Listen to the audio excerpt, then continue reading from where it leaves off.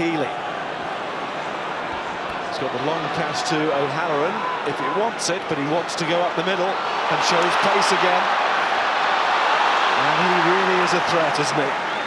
Are you sure, Joe Smith? He can play. Bundyaki to O'Halloran. O'Halloran going through. This might be a chance. Here it is! Created by Healy. And finished by Tiernan O'Halloran for the first try. What a story this is. You can't afford to kick that, Lewis. He's got 30, 40 yards with a build-up speed. He picks up. He looks for gaps and little fractures in the defensive line. He backs himself, and that belief is oozing through the side. That's a no-look pass from Bundyaki. Finds the man outside him. They can't get to O'Halloran. O'Halloran's a pace to go away into open field. Connacht are comfortable in that open space. They're not agrophobic at all. They cherish being out in those open spaces.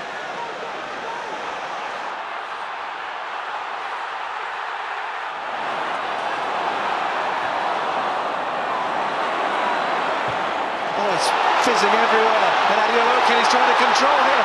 Adeoloke! Connacht's history writers here. They are playing superbly in the final. They could not be giving their supporters any more. Adeoloke has been threatening. He's been a major worry. 10 tackles missed by Leinster in the first 20, and this time the missed tackles come home. But lucky maybe Iron, but also he took advantage with a superb piece of control. That's good skill. Yeah. He caught that on the volley. That's perseverance, that's skill, the catch on the volley. But passing before contact, that's what it is. Keep the ball going. Not allow defensive realignment. Keep them moving, keep them guessing. Keep that ball moving across, and that gives time and space for Adeoloke just to put that ball behind. And that's a terrific volley then. For him to follow this on, nudge aside, that's a lovely bit of skill. Wow. Is Reddit. There's nothing to his right, had to go there, and Saxon takes another hit there from Bundyaki. Just after he got off the floor from the last collision. And Bundyaki lined Sexton up from a good 5-10 yards away. And the technique is superb. There's no one straight arm and then a swing. Green. And no loss of power at the scrum. We're starting to win some penalties in that area. Just before the interval, Furlong's delighted with his introduction on the tight head. Number 1, to your knees, and then down. It's Ronan Loughlin who's been penalised.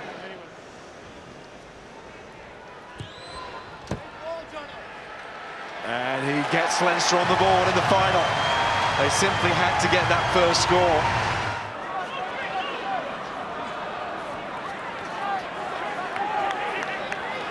This team aren't scared to play going backwards. They've got a penalty.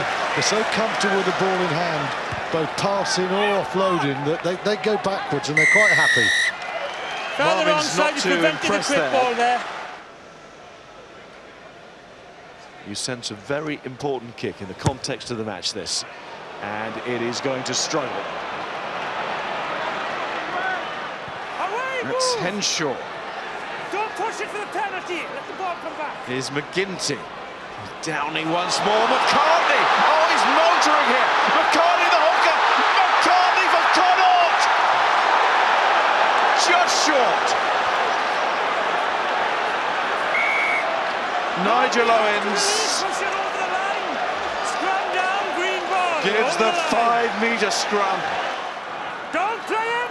Marvin's always a threat to that guard. Always going to attack that man on the outside of the ruck. Henshaw. McGinty chips it through. Healy. Hands on the cup. That's what they have now. Some years ago, they would never have believed this. Connacht are almost there.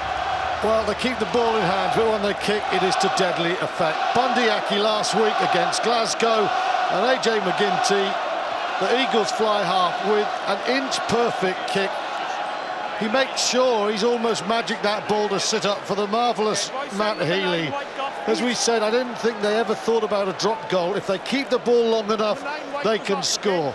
Healy has got tight on the angle, the kick is weighted to perfection, and that is a real buffer now.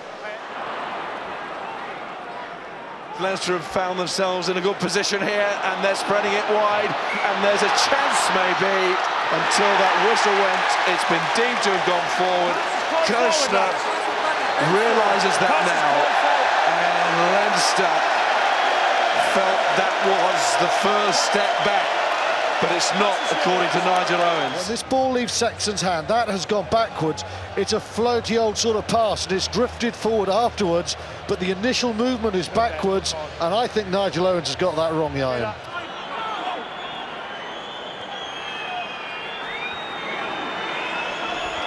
Triggs, McGrath, still with the extra man, no fullback here for Connacht, and here goes Cronin. He's got himself close enough, they've got a try back. Sean Cronin does it again. The man who used to play with Connacht, try score in the semi-final against Ulster. He's scored in the final now, and he's given Leinster something to cling on to. There you can see O'Halloran takes a real hit.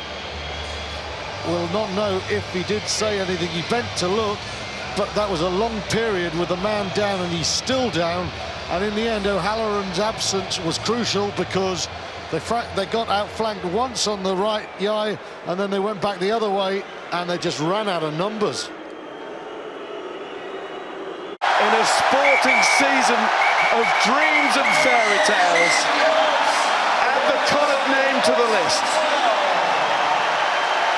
The poor relations have just struck gold.